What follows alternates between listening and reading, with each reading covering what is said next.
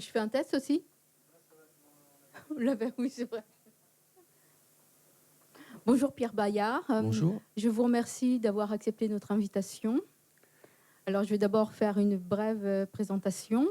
Or, Pierre Bayard, je dirais que vous êtes, vous et vos différents moi potentiels, à la fois lecteur, enquêteur, décrypteur de tous les signes, signaux, consignes, face, interface, surface, etc.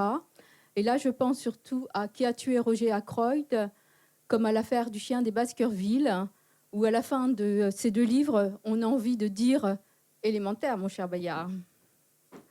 Pour écrire certains de vos livres, vous recourez volontiers aux analepses, aux prolepses, aux métalepses. Vous appliquez également la littérature à la psychanalyse. Et sur ces différentes pratiques, vous vous en expliquez dans Comment j'ai fait régresser la critique.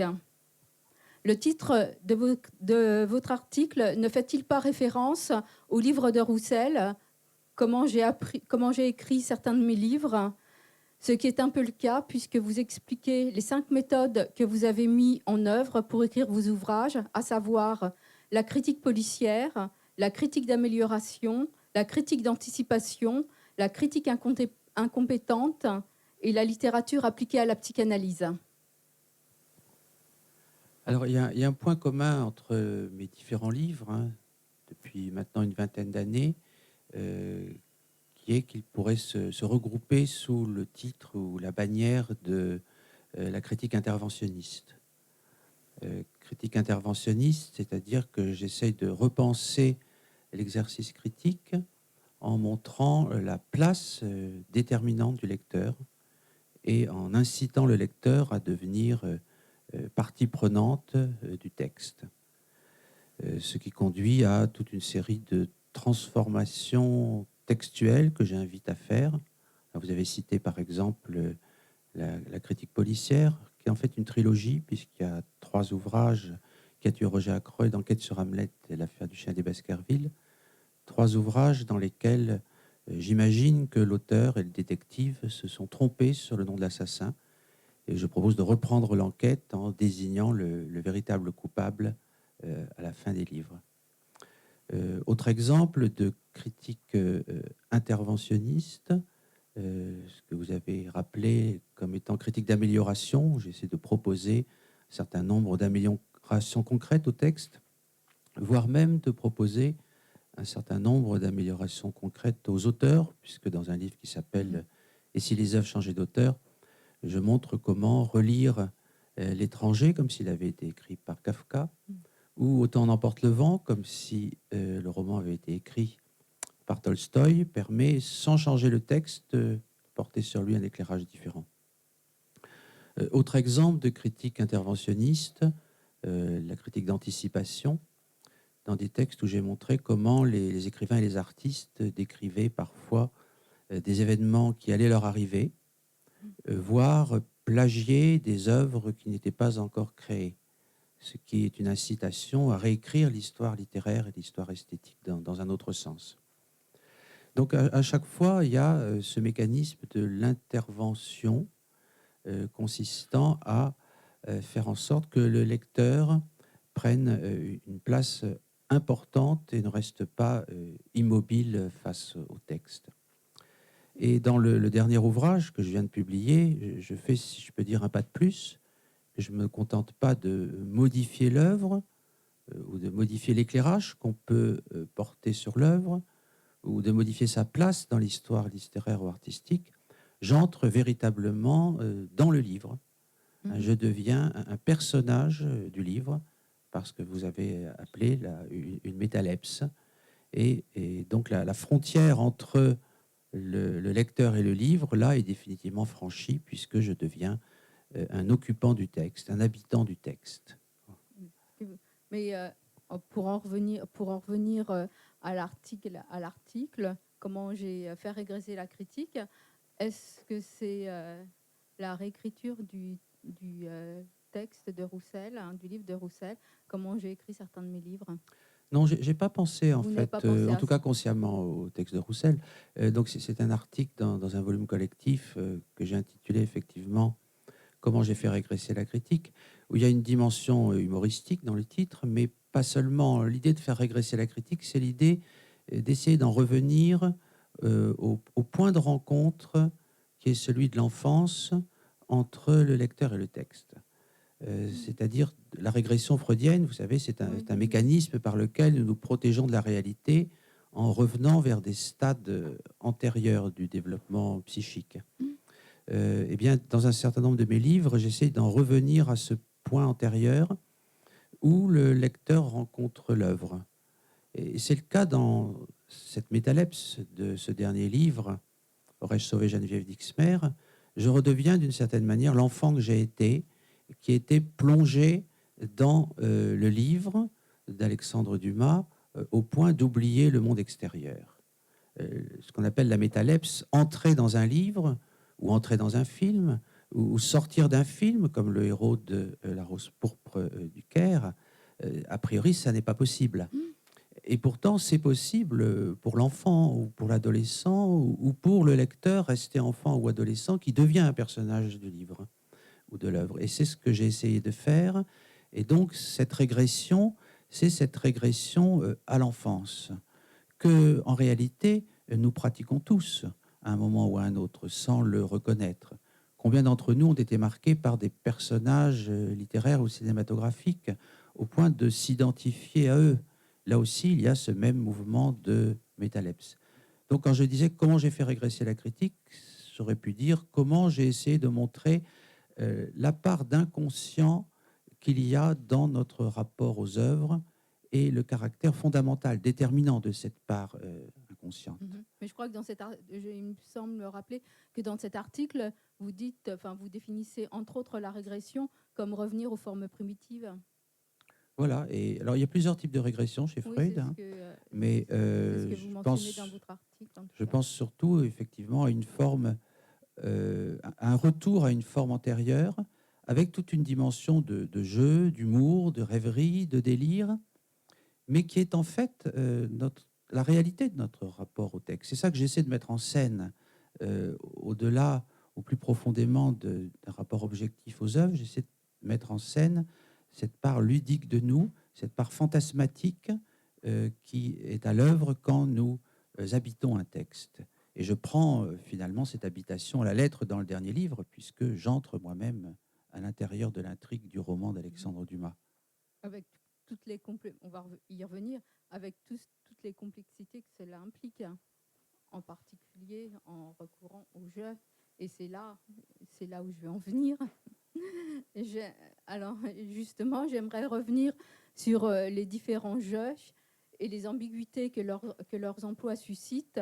Selon moi, il y aurait le jeu auteur Pierre Bayard, dont le nom figure sur la couverture du livre, le jeu fictif qui est ce que vous appelez le personnage délégué et qui possède la même identité que vous dans Geneviève Dixmer, le jeu fictionnel qui fait le lien entre la théorie et la fiction, et donc quel est le jeu qui expose les théories, quel jeu prend en charge les différents exemples comme les différentes anecdotes. Alors, si vous prenez un ouvrage de sciences humaines traditionnelles, il n'y a qu'un jeu. Celui qui signe, c'est celui qui dit jeu dans l'essai de sciences humaines, puisqu'on n'est pas dans le domaine de la fiction, alors que chacun sait que le jeu, dans la recherche du temps perdu, c'est un narrateur qui n'est pas Proust lui-même.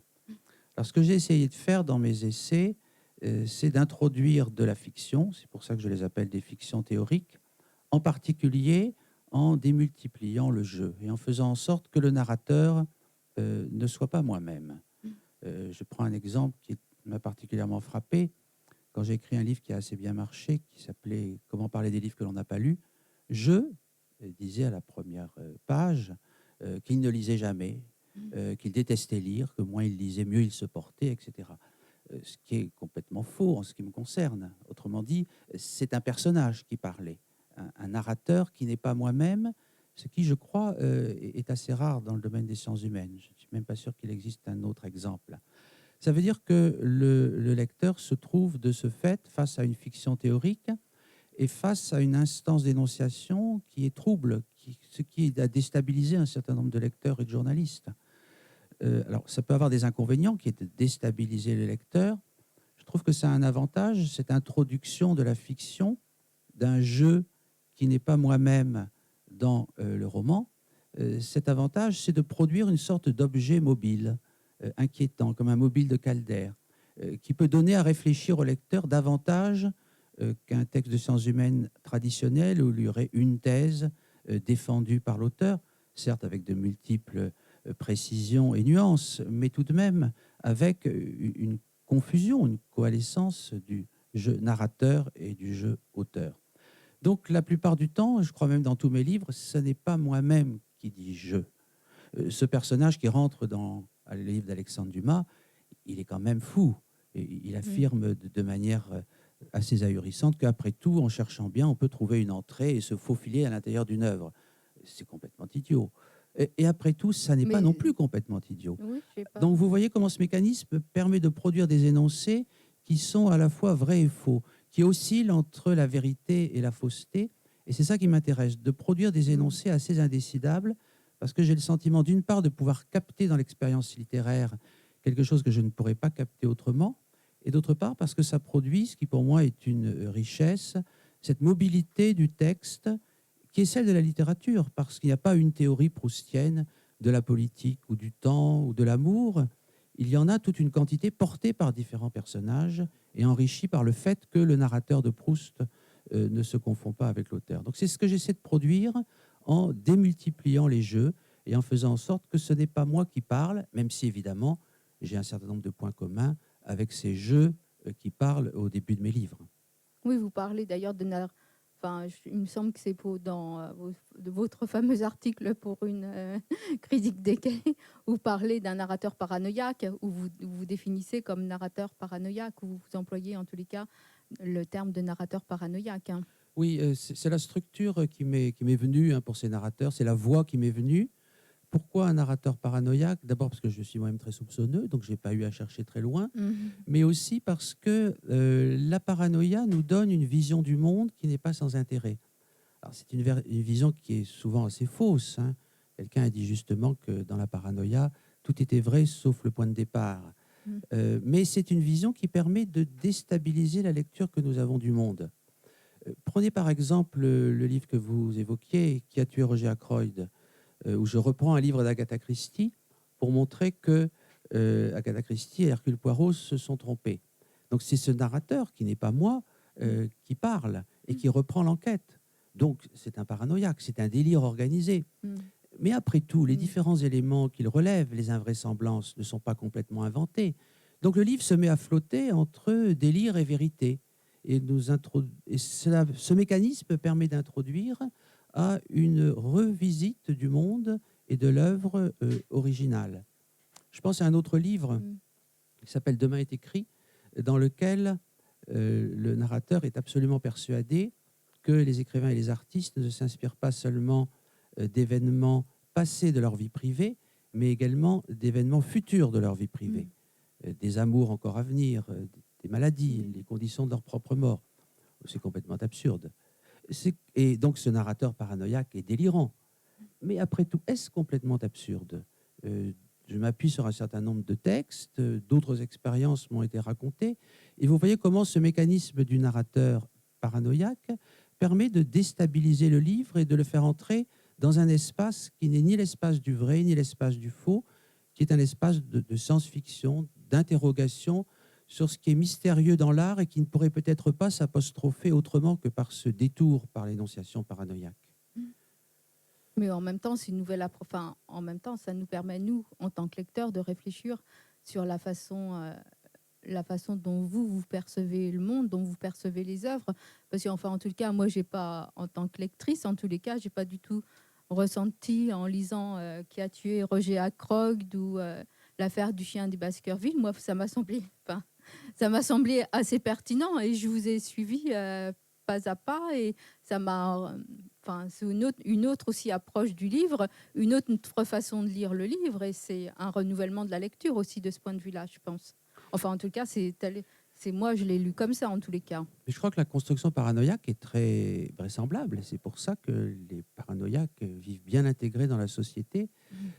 Si on reprend ces livres, je crois qu'il y a souvent des énoncés qui sont indiscutables, des énoncés historiques que je peux tenir, des énoncés qui sont complètement absurdes.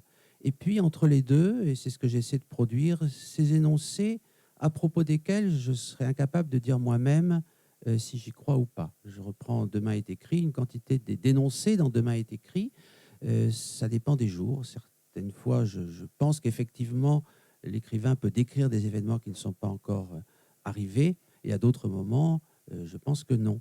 Et c'est cette indécidabilité qui implique tout un travail d'écriture qui fait que le lecteur peut effectivement se reconnaître dans le livre qui m'intéresse. Parce que vous avez, entre guillemets, marché pour les fictions policières, mais je pense que vous n'avez pas marché, en revanche, quand je raconte dans Comment parler des livres qu'on n'a pas lus, que je ne lis jamais, parce Ah que je non, là, je déteste ne sais ça. pas cru. Là, ça Donc, m'a semblé très suspect quand donc, vous même. voyez comment, suivant les lecteurs ou les lectrices, il va y avoir des adhésions plus ou moins grandes Mhm. à ces énoncés intermédiaires entre vrai et faux que j'essaie de produire dans mes livres. Mhm.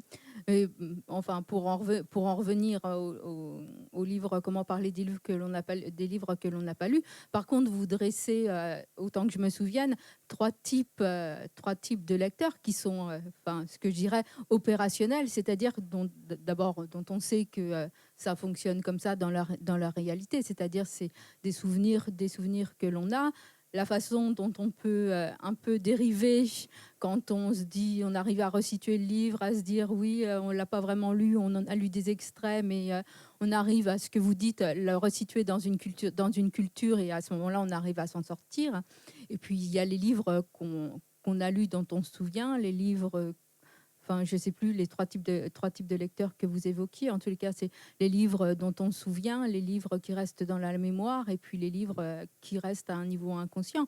Et ça, enfin, ça marche vraiment. Enfin, ça marche entre guillemets. C'est opérationnel et c'est Oui, c'est vrai. pour ça Enfin, que là aussi, on est c'est pour moi dans une forme d'indécidabilité, parce que je ne peux pas me reconnaître dans le narrateur de la première page qui dit qu'il déteste lire, qu'il ne lit jamais, et qu'il apprend et- à ses étudiants à arrêter de lire. Je suis exactement le contraire, je suis un très très gros lecteur. Mhm, En revanche, à d'autres moments, j'adhère à ce que dit le narrateur. Et mhm. beaucoup de gros lecteurs savent très bien que pour lire beaucoup, il faut accepter par moments de sauter des pages, de lire le de, livre dans le désordre, de l'acheter, de ne pas le lire tout de suite, puis inversement, de rel- de relire le même livre. Toute cette dimension de la liberté de lecture, je m'y reconnais. Donc vous voyez, je suis avec, également pour ce livre dans un entre-deux, entre des passages que je ne peux pas reconnaître moi-même et d'autres auxquels j'adhère, et puis des passages envers lesquels j'ai des positions différentes suivant les moments où je les relis, parce que ils sont pour moi indécidables. Mhm. Mais par contre, là, j'ai un exemple. J'ai pris un exemple concret. Déjà, enfin, pour en revenir à comment parler des livres que l'on n'a pas lus, les anecdotes que vous racontez à propos justement des étudiants, où certaines fois vous avez été pris au dépourvu parce que des étudiants vous posaient des questions, enfin, sur des livres que, paraît-il, vous n'aviez pas lu. C'est vrai ou c'est pas vrai? C'est Pierre Bayard qui parle, ou c'est un narrateur, ou c'est qui parle? Quel est le jeu qui dit ça? Qui dit j'ai été pris, ça m'est arrivé d'être pris au dépourvu par mes étudiants. Comme aussi, j'avais un autre exemple aussi, dans quand aurais-je été résistant ou bourreau. Attendez, je vais vous retrouver la page. Et où je me suis demandé qui parlait. Alors, c'est page 101, où vous parlez de Sousa Mendes.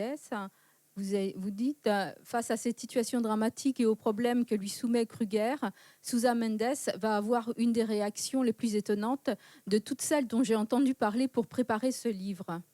C'est qui parle dont j'ai entendu parler. Le jeu de j'ai entendu parler pour préparer ce livre, c'est je, Pierre Bayard, c'est je, C'est narrateur, c'est indécidable je. puisque le fait de briser la correspondance, l'adéquation, l'égalité entre le narrateur d'un essai de sciences humaines et l'auteur produit des effets indécidables à l'infini.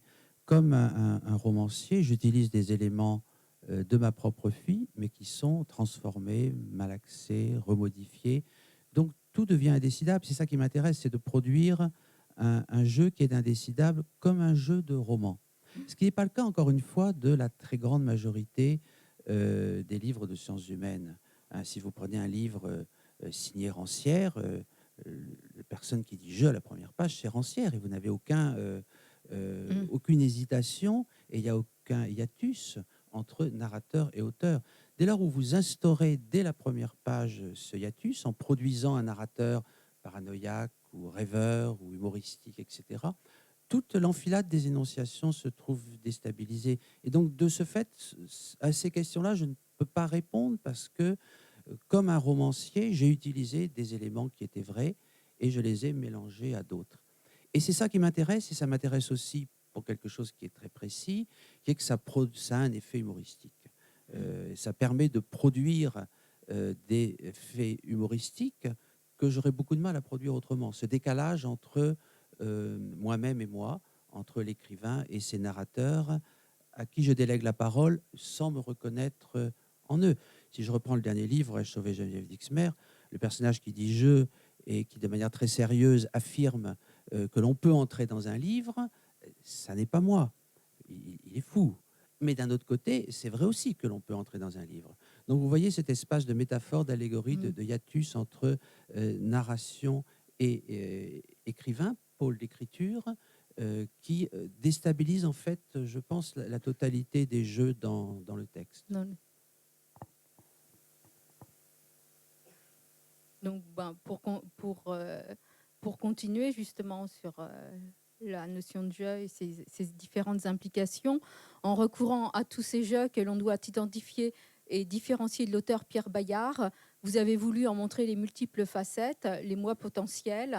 N'avez-vous pas peur que l'on s'y perde, que l'on vous identifie au jeu du titre, par exemple dans « Aurais-je été résistant ou bourreau ?» Tout porte à croire d'ailleurs que vous avez envisagé cette éventualité en détruisant cette image positive que l'on pourrait avoir de vous, Pierre Bayard, de la lecture d'Aurais-je été résistant ou bourreau. On s'aperçoit que la réponse ne va pas de soi et on comprend tous les enjeux qu'un tel choix peut comporter. Alors, dans Aurais-je été résistant au bourreau, il y a à nouveau une dissociation entre l'écrivain et le narrateur, même si j'ai largement puisé dans des faits biographiques, puisque ce jeu que j'envoie dans le passé, 30 ans auparavant, ce jeu qui est né en 1922 et qui a 18 ans en 40, est très proche de la figure de mon père. Je n'ai pas inventé les éléments familiaux, hein. Mais il y a là encore un jeu de fiction, je dirais par définition, puisque tout le livre repose sur un voyage dans le temps. Est-ce que je crains de mettre moi-même nuit ce jeu, hein, avec tout son itinéraire pendant la Deuxième Guerre mondiale, qui est un itinéraire d'hésitation à s'engager, n'a rien de déshonorant, hein. Il finit par s'engager en 1943. Malraux s'est engagé en 1944. Il hésite beaucoup. Moi, je le comprends. Je pense que j'aurais beaucoup hésité. Et c'est un livre qui tourne autour de cette hésitation et pas des valeurs, hein. Très rapidement, j'évacue la question de savoir si ce jeu aurait été du côté de Pétain ou du côté de la résistance, en disant que, vu ma famille, vu le milieu intellectuel où je baigne, il y a très peu de chances que je me sois retrouvé du côté de la collaboration. Donc le livre se déplace vers une autre question qui est, sachant que j'aurais été opposé intellectuellement à la collaboration, est-ce que j'aurais trouvé la force de m'engager physiquement? Et ça devient ça le vrai sujet du livre, hein. Et je trouve que l'itinéraire fictif que je reconstitue n'a rien de déshonorant. Il est beaucoup plus honorable que beaucoup d'itinéraires à l'époque. C'est vrai que c'est pas un va-t-en-guerre, c'est pas un héros, non, mais j'ai pas du tout pris, je ne suis pas non plus un va-t-en-guerre ou un héros. Donc, j'ai pas du tout pris ça comme la façon de construire une image déshonorante. Mais ce que je me suis dit, moi, c'est que en fait, on pourrait, enfin, en tant que lecteur de vos livres, on pourrait avoir une image, on peut avoir ou on a une image positive de vous-même en tant qu'écrivain, et le fait de dire aurais-je été d'employer le je dans le titre, on peut se dire je égale Pierre Bayard et se dire ben Pierre Bayard, non, résistant Pierre Bayard. Enfin, vous voyez, c'est tout de suite prendre position avant même d'avoir ouvrir le livre. Et en fait, vous mettez des garde-fous quand même dans le livre. Vous dites, enfin, ce qu'on comprend très bien, c'est pas au-delà de la valeur morale, c'est pas là, c'est pas ça ce que vous expliquez. C'est justement vous distinguez entre éthique personnelle, entre pardon, deux types d'éthiques, les conflits, mince, je perds mes mots, les éthiques, excusez-moi, et l'éthique des principes et l'éthique des conséquences. Et c'est ça qui est justement, et c'est ça justement qui est très important. Et c'est ça qui est au cœur du livre. C'est-à-dire que, en fait, au moment où, après, vous intitulez ça le point de bascule dans Rège.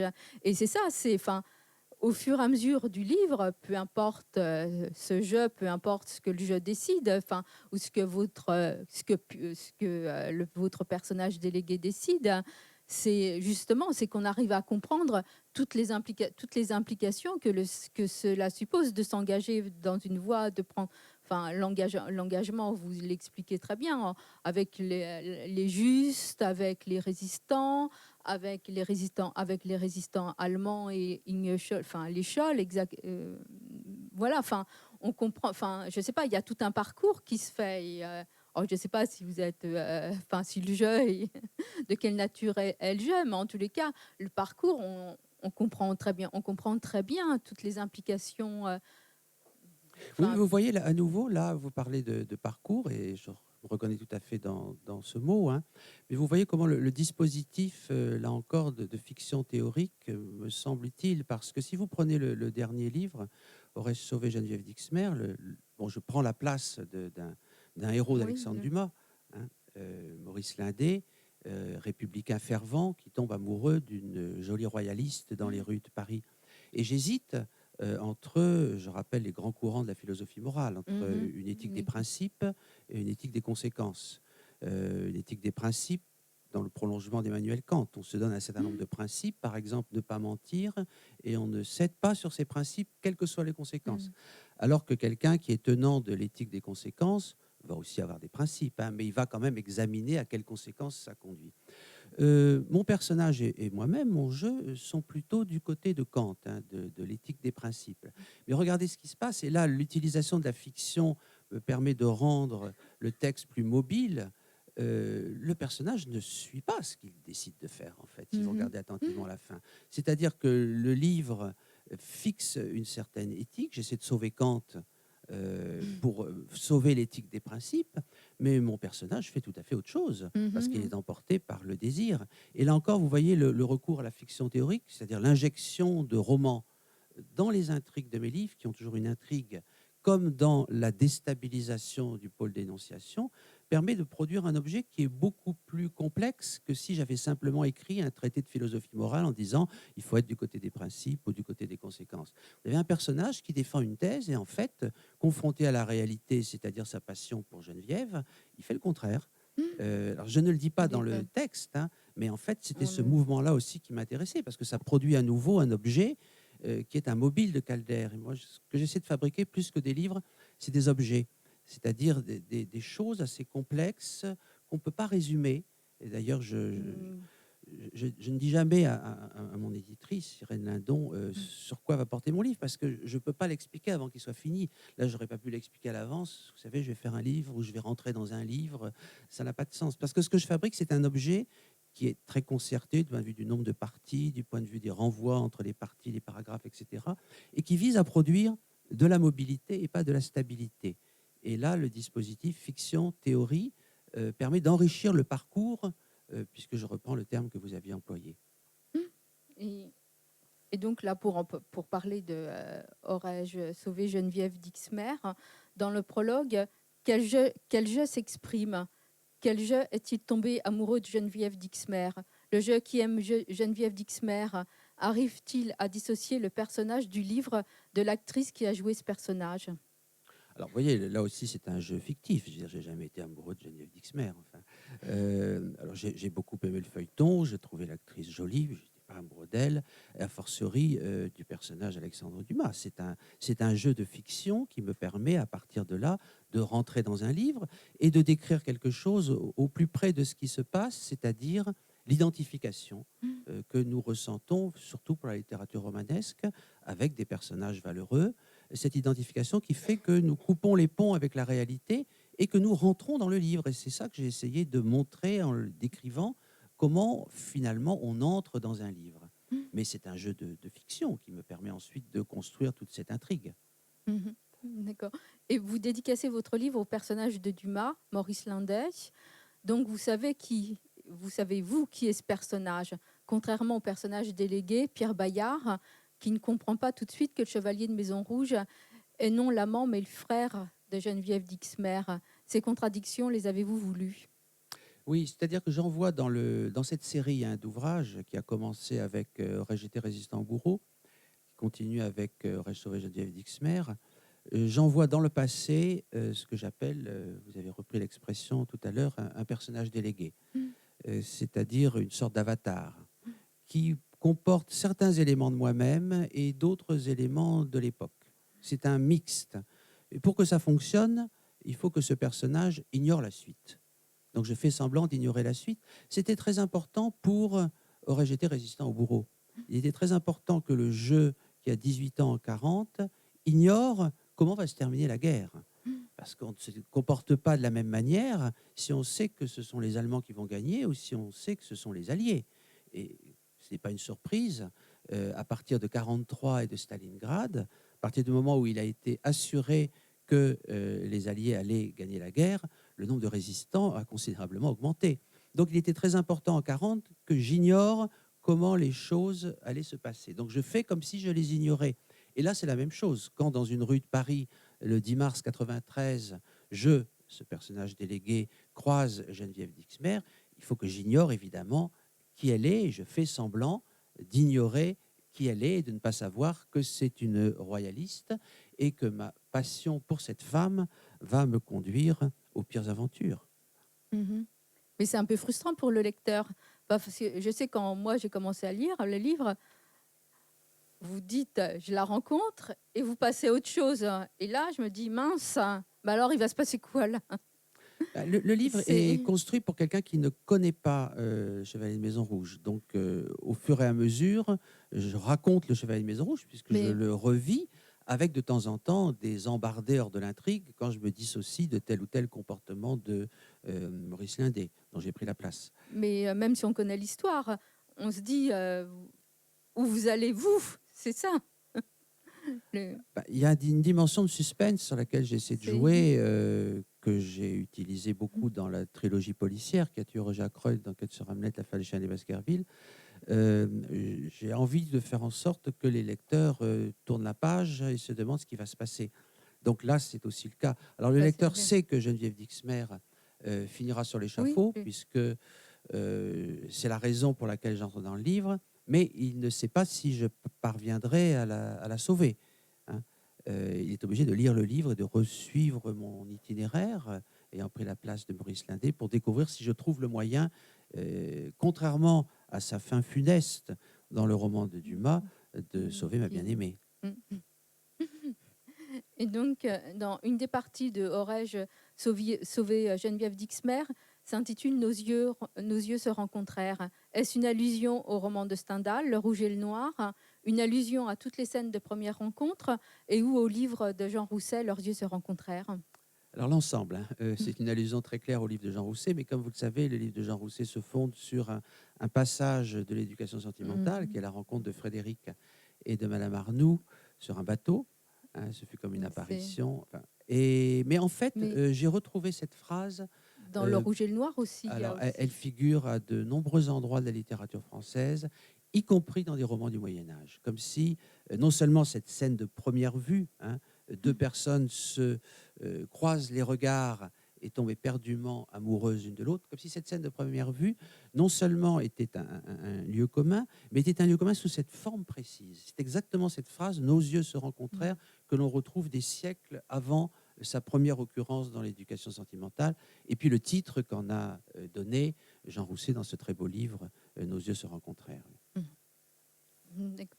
Et les enjeux, alors je me suis demandé, les enjeux que vous développez, tant dans Aurais-je été résistant au bourreau que dans Aurais-je sauvé Geneviève Dixmer, sera-t-il une autre façon d'envisager, d'étudier ou d'évacuer la notion de thème en littérature? En effet, une étude traditionnelle parlerait de rencontres amoureuses, de héros qui se compromettent, d'amitié indéfectible, de sacrifices, etc. Alors que vous mettez en avant l'opposition de deux éthiques, l'éthique des principes et l'éthique des conséquences, qui peuvent s'accompagner de bifurcation ou de réinvention de soi, ce qui donne une autre dimension aux différentes situations que rencontrent les personnages.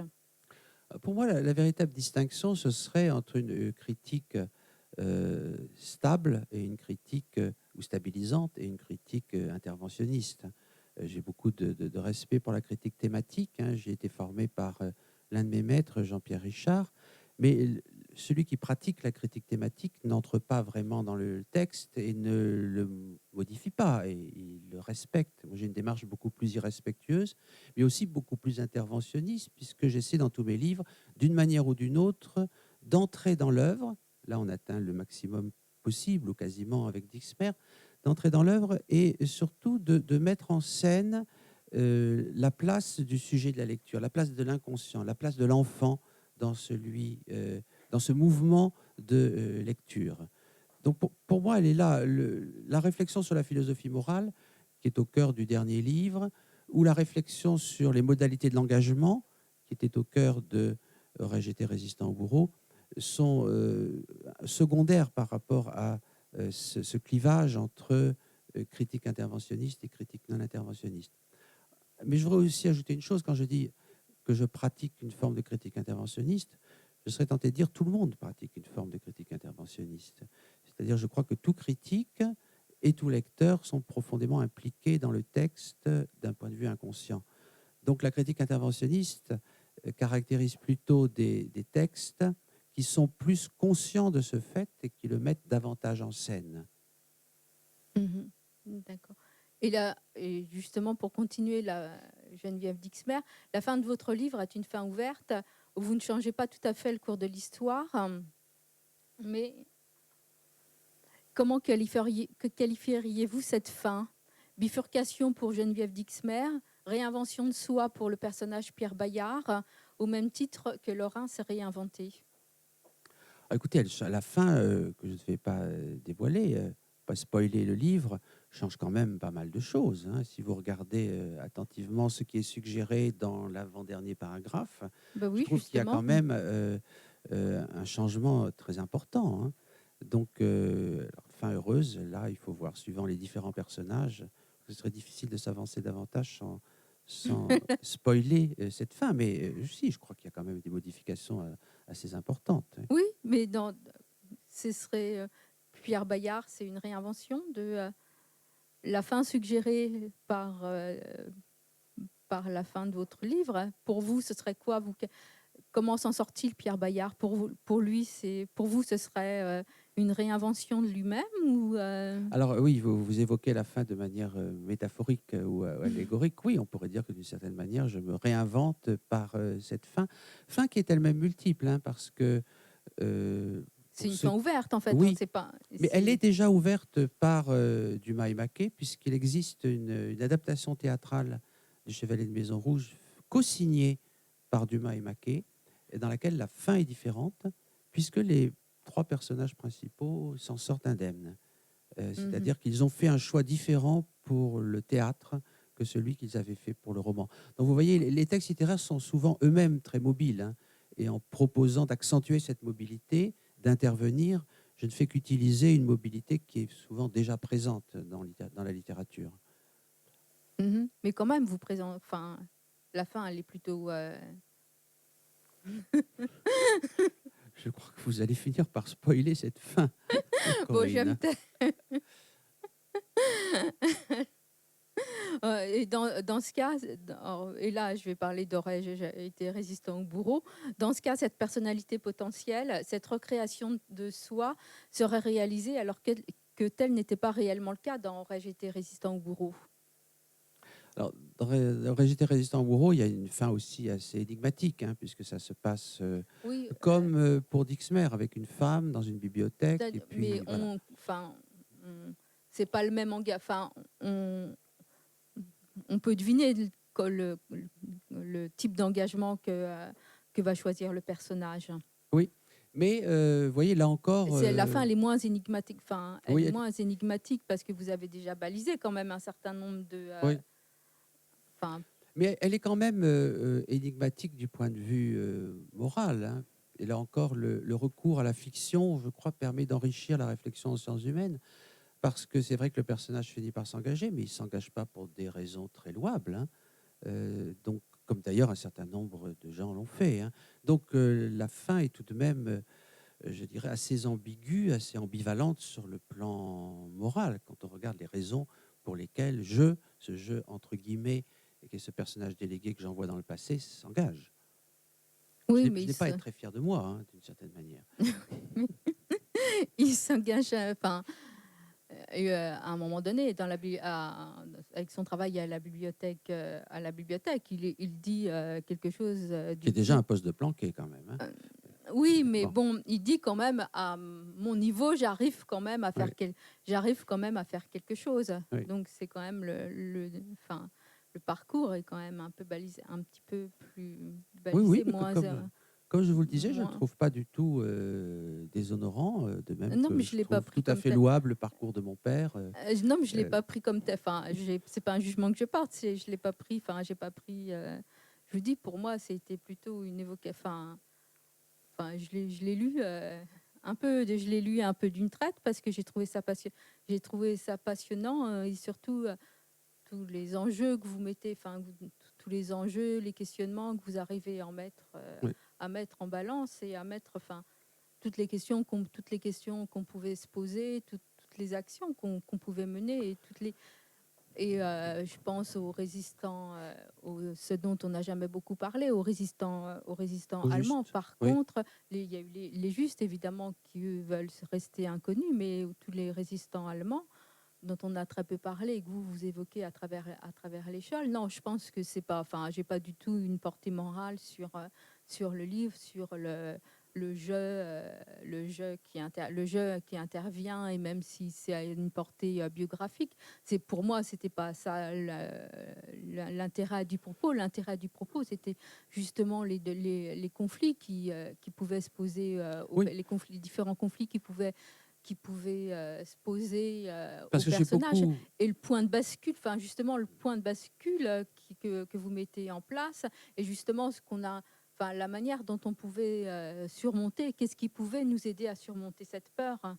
Et c'est ça surtout qui était, je trouve que c'était vraiment très intéressant et qui arrivait nous à nous poser beaucoup de questions, en tout cas moi je l'ai pris comme tel et pas du tout un jugement de valeur, savoir si c'était bien, pas bien. Non, c'est plutôt comme une réflexion sur l'engagement, sur la peur, comment on pouvait dépasser sa peur et comment on pouvait. C'est ça. Moi, en tous les cas, je ne sais pas s'il faut le prendre comme ça, mais en tous les cas, moi, je l'ai compris et je l'ai Oui, lu et pris comme ça, en tous les ce cas, que de je toute pourrais façon. ajouter, hein, c'est que, puisque j'ai beaucoup dans mes réponses insisté sur la dimension de fiction, hein, de jeu, d'humour des livres, c'est qu'il y a aussi toute une dimension de réflexion théorique, comme dans les essais de sciences Oui, humaines, et que ce parcours que je fais pendant la Deuxième Guerre mondiale, ou ce parcours que je fais en 1793 sous la Révolution, il est en permanence en alternance avec des textes théoriques ou avec des des réflexes. témoignages. Et dans le premier livre de la série, Aurais-je été résistant au bourreau, avec des textes qui éclairent sur ce qui reste pour moi beaucoup plus énigmatique que l'engagement dans la collaboration, à savoir le dévouement de soi à la résistance ou à la cause des justes. Il y a pour moi une énigme dans ce saut, dans ce point de bascule. Et cette énigme, je pense que c'était intéressant de la poser sous ces deux angles que permet la fiction théorique, c'est-à-dire la réflexion sur des textes théoriques ou des témoignages et la réflexion sur moi-même par l'intermédiaire de la fiction. C'est ce couplage des deux qui me paraît intéressant, parce que de ce fait, je ne discute pas de manière abstraite ou neutre ou objective de textes théoriques, je réfléchis en même temps sur moi-même. Et la fiction Mm. théorique permet cette Mhm. association des deux.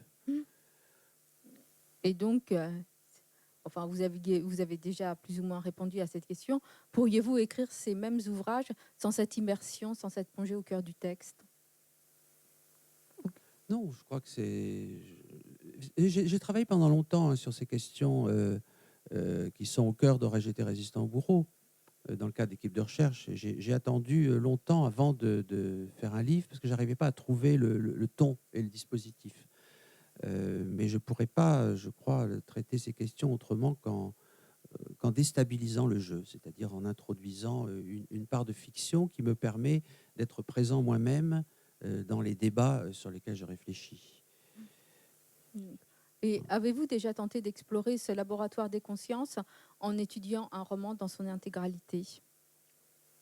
Oui, bien sûr. Par exemple, l'affaire du chien des Baskerville, qui est finalement centrée sur un seul roman, hein, de même que Qui a tué Roger Ackroyd est centré sur un seul roman, de même que l'ouvrage sur Hamlet est centré sur une seule pièce. J'aime bien alterner des livres où je me centre sur une seule œuvre, que je dépiote dans tous les sens, avec des livres où j'alterne une multitude de lectures, une douzaine de lectures d'auteurs pris dans des cultures et à des époques différentes. Je trouve que c'est deux manières de réfléchir sur la littérature, une manière beaucoup plus synthétique ou une manière beaucoup plus analytique, qui sont intéressantes. Mais par exemple, pourriez-vous analyser un roman en vous servant des théories que vous avez énoncées dans Aurais-je été résistant au bourreau? Oui, je pourrais reprendre tout un roman, mais bon, j'essaye de varier, surtout à l'intérieur des cycles que je fais. J'ai pas voulu, par exemple, reprendre les mêmes questions dans Aurais-je sauvé Geneviève d'Ixmer que dans Aurais-je été résistant au bourreau. Donc les questions ne cessent d'être comment trouve-t-on le courage de s'engager pour devenir des questions plus éthiques. A-t-on le droit de mentir? Dans quelles circonstances? Peut-on sacrifier une vie humaine pour en sauver plusieurs, etc. Donc l'angle est un peu différent. Et si je fais un troisième volume, l'angle sera à nouveau différent. Vous avez en projet un troisième volume? J'ai des tas de projets. Et pour finir, quels sont les conflits éthiques, esthétiques ou critiques qui vous ont amené à bifurquer, à mener ce travail de recréation qui est le vôtre? Pourquoi avoir choisi un tel chemin? Quel chemin? Celui de la fiction théorique. Ça s'est imposé peu à peu à moi, sans que je le veuille. C'est-à-dire que, bon, très longtemps, depuis très longtemps, je trouvais que les textes de sciences humaines étaient assez ennuyeux et qu'on n'avait pas forcément envie de tourner les pages pour savoir ce qui allait se passer. Donc il y avait une espèce de sentiment vague qu'il fallait inventer des formes nouvelles dans le domaine de l'essai en sciences humaines, où il y a beaucoup de choses très intéressantes, mais rarement des formes originales. Et à partir de là, peu à peu, s'est imposée une certaine voix, qui est la voix de ce narrateur paranoïaque. Je pense qu'avec un livre sur Proust en particulier, qui s'appelle Le hors-sujet, dans lequel ce narrateur propose de retirer les digressions de la recherche du temps perdu, la voix a commencé à s'installer, et puis elle s'est vraiment installée avec Qui a tué Roger Ackroyd, où là, le dispositif s'est imposé à moi. Donc, ce n'est pas un calcul, c'est une forme de texte qui s'est peu à peu imposée à moi à partir d'un manque ou d'un ennui face à un certain nombre de textes de sciences humaines. Mais donc, comment avez-vous construit cette réflexion comment avez-vous construit cette réflexion théorique? Elle se construit d'elle-même, c'est-à-dire peu à peu naît en moi, et ça prend plusieurs années en fait. Hein. Les projets sont préparés depuis longtemps, une forme générale de livre, c'est-à-dire à la fois une question, un titre. Je ne peux pas commencer le livre si j'ai pas un titre, une structure générale, une certaine voix à l'intérieur de cette voix de narrateur. Et donc c'est une forme générale de livre qui s'impose à moi. Et quand il est suffisamment prêt dans ma tête, je me mets à l'écrire. Est-ce que d'avoir une formation de psychanalyste, ça vous a aidé à élaborer votre réflexion? Sur certains plans, oui, puisque c'est des livres qui ont une certaine assonance avec la psychanalyse. Mais j'ai fait au départ des livres qui étaient assez psychanalytiques. Je me suis rendu compte que ça ne produisait pas des objets qui m'intéressaient énormément. Donc la psychanalyse reste à l'horizon de ce que j'écris, mais elle est plus au premier plan. D'accord. Ben,